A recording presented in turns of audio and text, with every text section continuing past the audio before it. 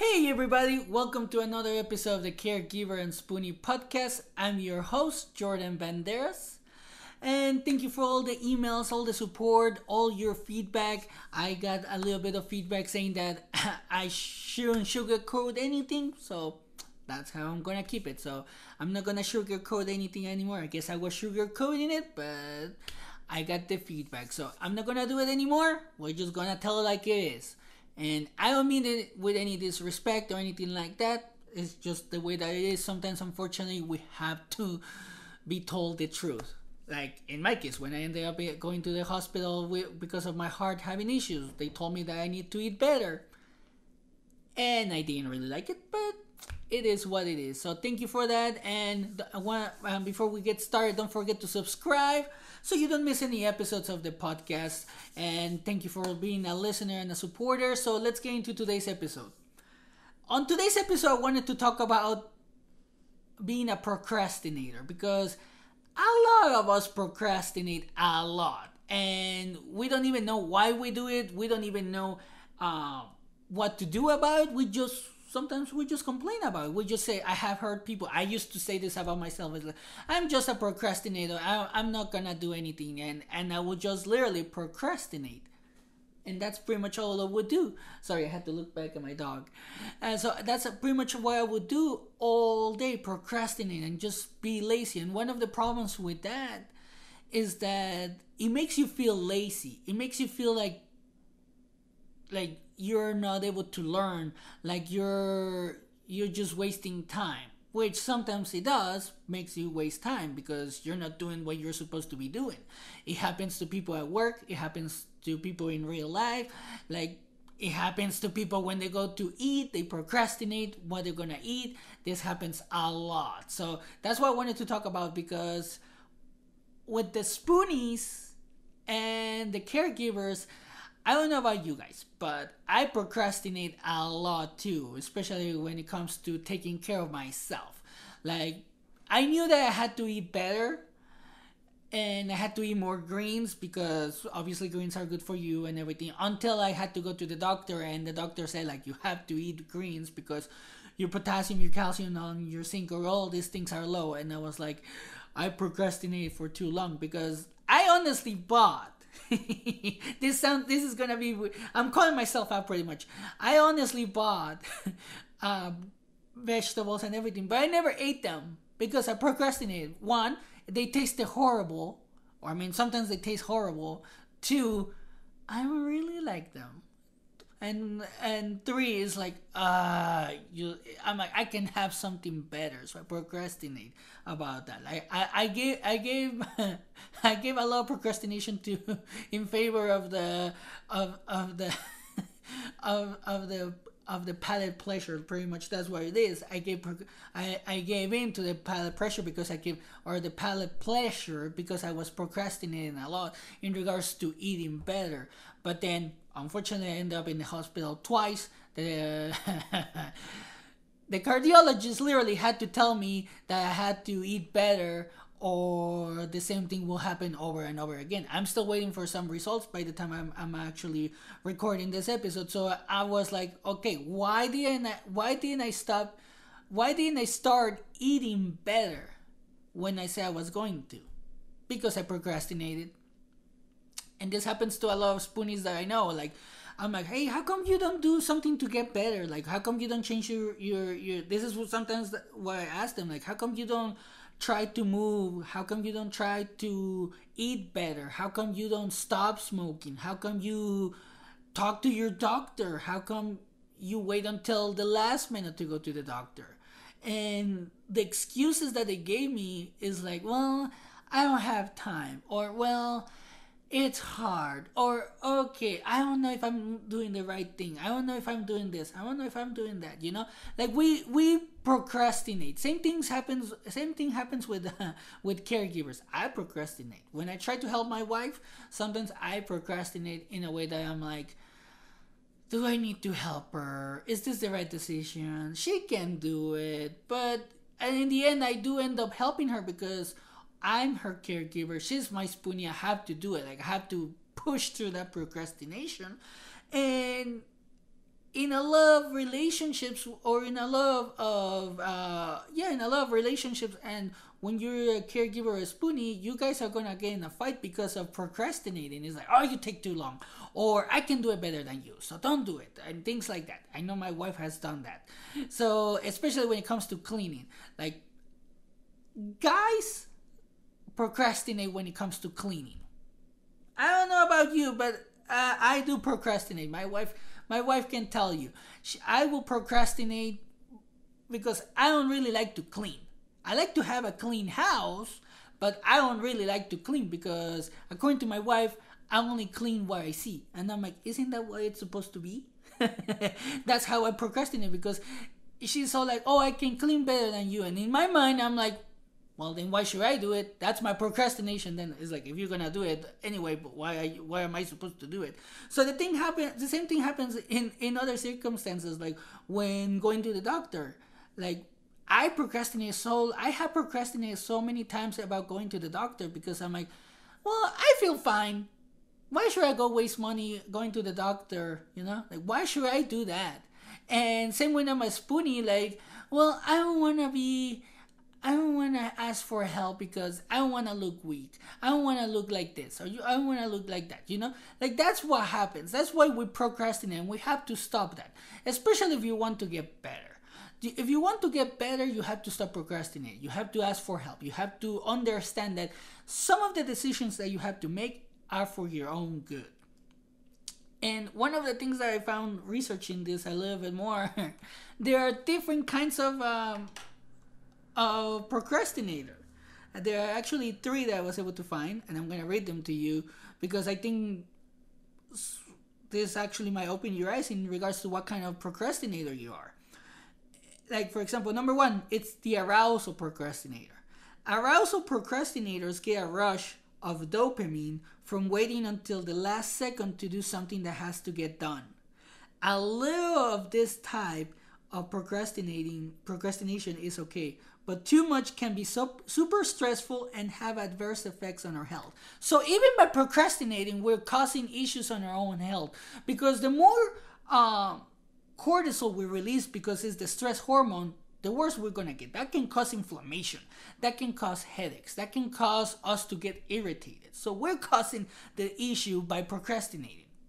Just so you know, like, I know a lot of people that do that. I do the same thing. Sometimes I just wait until the very last minute, and then I'm like, oh my gosh, I'm not gonna finish.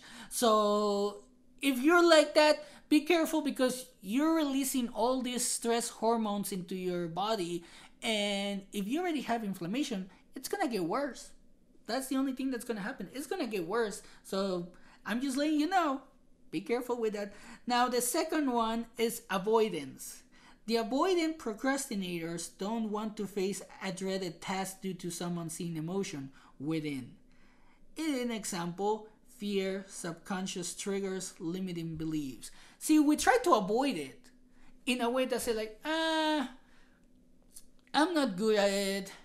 I tried it before and I failed.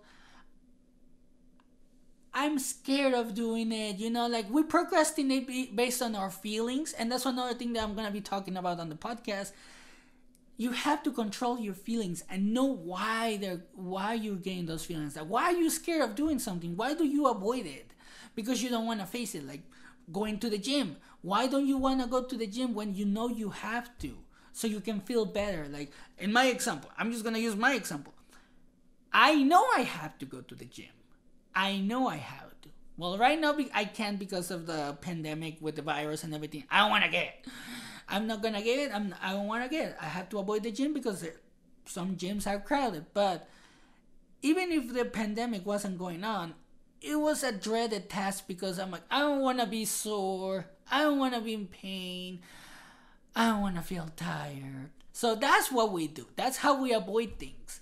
Like that, and we need to stop that as well, because it's stopping us from doing things that we might want to do, like going to the gym, eating healthy.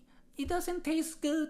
That's another thing. Like we have to do it for our own selves. So we need to stop procrastinating. And this is one of the things that, once I read this, I'm like, gosh, I need to work on a lot of these things too.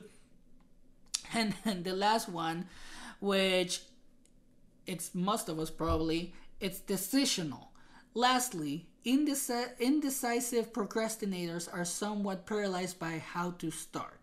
They tend to get stuck because they think they lack the skills and will instead settle for ordinary than make any bold moves. That was me at one point. Before I started the podcast, when I started thinking about the podcast, I was so indecisive. I was like, am I going to do it? Am I not going to do it? Am I going to do it? And even when I got sick, when I had to take my hiatus, I was like, should I keep doing it or should I not? Like, I was getting indecisive about it, but I was able to convince myself that this is actually something that I like to do. So I got over my procrastination. And this is something that a lot of people don't do, like get over it or fight it, because like we've seen, like there's different types of procrastinators and we don't even know it. But now, thanks to the podcast, you might know. And do yourself a favor. Know which kind of procrastinator you are, because once you know what kind of procrastinator you are, and one of the things that I found on the research is that you can be all three. You can have a little bit of all three, and I do have a little bit of all three. Like decisional, usually I'm getting better at it since I started doing the podcast, because I'm like, well, if I'm able to do the podcast, then I can do anything else. Another thing to get over that, the decisional part, or the decisional procrastinator, do something hard in the morning. Some people say like, oh, do a cold shower. I do a cold shower, and it is hard. I'm not gonna lie, especially in the winter. So that if you can do something like that, if you can do something hard in the morning, what else is gonna stop you in the rest of the day? You know, what else are you gonna stop yourself at? You can't stop yourself at when you start your day with something hard. Like you can work out early in the morning, you can run early in the morning, you can do something, and obviously doesn't have to be super hard. It just has to be a little bit hard, like taking a cold shower, like waking up early and cooking, something like that. Something that is hard for you, something that if you think about it, you're gonna be like, do I have to do it? You know, something that makes you take a second decision, like second guess it very much. Now, the other ones, one of the things that I realized is that for avoidance, try to avoid it. Don't avoid it, just face it. That's one of the things that happened to me.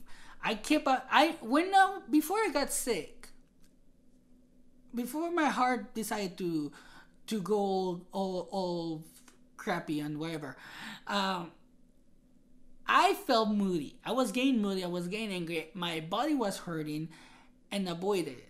I was procrastinating about that because I always thought it was stress, which it turns out it wasn't stress. So I was avoiding it. And sometimes when we do that, it's going to end up hurting us.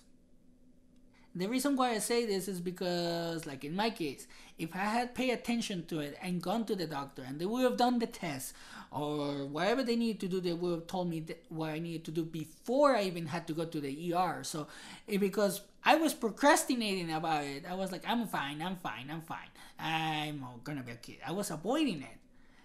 I got worse, and then I ended up in the ER. So sometimes as a Spoonie, you might do that, so don't do it because it can be worse for you. Depending on your condition, obviously, it can get worse. And arousal, I don't know about that if I'm like that, because I like to take my time.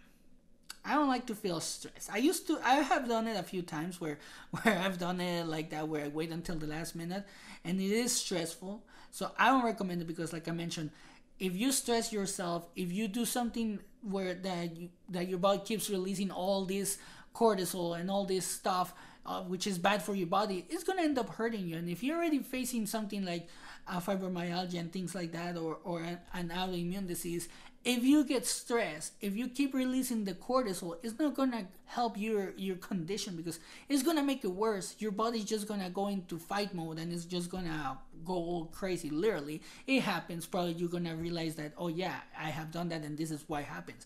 So just remember this. With procrastination, we have to take a step back and look at it as a thing that could hurt us. It could hurt us, and in the long way, we all want to get better, especially if you're a spoonie, especially if you're a caregiver. Just remember this: you want to get better.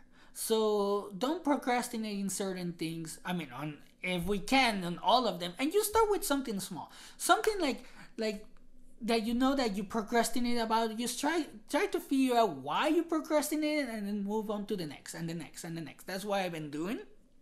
That's one of the things that I've been doing, and it's actually getting better. Like I've noticed, like waking up early. For example, I wake up at 1:45 a.m. because I work out and I'll do other things. You know, it is hard, and I have procrastinated about it all the time. Like when I wake up, when I hear my alarm, I'm all like, ugh, like it's such a dreaded task for me, but it's like, you know what, I gotta do it. I have to do it. And that's what one of the things that has helped me with my procrastination, because in my opinion, I even asked my wife, like, am I getting better? And she said yes. So I know that you can do it. It's just a matter of knowing what kind of procrastinate and why you procrastinate. That's what's gonna help you the most. So that's all I have for you today. I hope you guys are enjoying the podcast. I hope you guys are enjoying the episodes.